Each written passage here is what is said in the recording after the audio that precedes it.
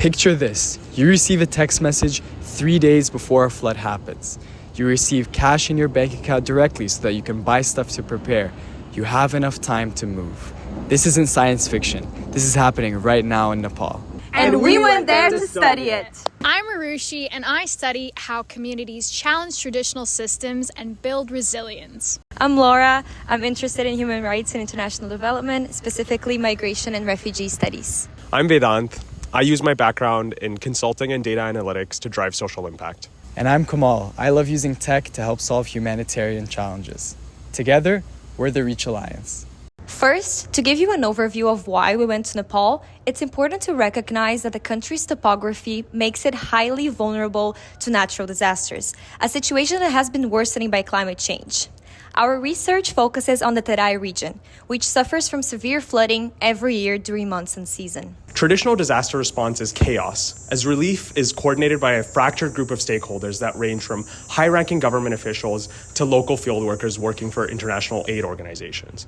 Communication, as a result, is rudimentary. Imagine thousands of WhatsApp messages, Excel sheets that need to be updated manually day after day, and people in the Terai receiving aid after they've lost their lives and livelihoods. We met officials drowning in notifications. One of them told us if I don't check my phone for 30 minutes, I have over 100 messages. Important stuff gets lost in the chaos, and this makes effectively delivering aid even more difficult. This is where Rahat comes in, Nepal's first blockchain-based anticipatory action platform. But wait, blockchain, does that mean? No, it's not cryptocurrency. Right. Okay, so you can think of it as a super secure digital ledger where every transaction is both recorded and transparent. And this is how it works. Weather data comes in, the trigger is activated, and then 1. People get SMSs or voice warnings in their local language. 2. Digital cash gets transferred instantly. And 3. People get to buy supplies before the flood hits. And the best part of it all is that even people without smartphones can access digital cash, whether that's through simple SMS technology or availing physical QR code vouchers. Our research has found that this system has impacted over 80,000 lives, many of whom are already the most vulnerable members of society.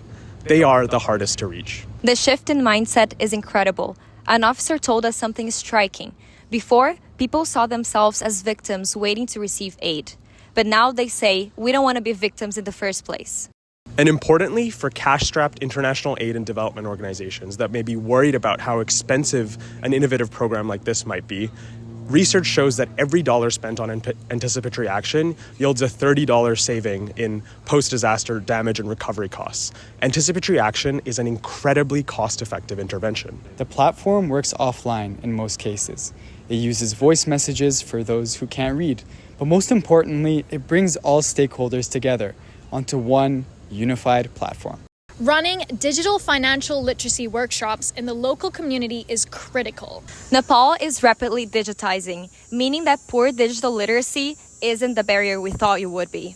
Rahat's main value is the coordination and trust it brings through centralizing all stakeholders, not its use of blockchain. Again, it's not cryptocurrency. And making the complex tech simple for everyone. Rahat is changing the game. For local implementers, it's removing the need to scroll through thousands of WhatsApp messages daily by centralizing communication to a single platform that's available even when network outages occur because of the monsoon season. For aid organizations, its return on investment is enormous by ensuring that aid delivery is as effective as possible. And finally, for the most vulnerable in Terai, it's ensuring that they can protect themselves and their loved ones from devastating flooding.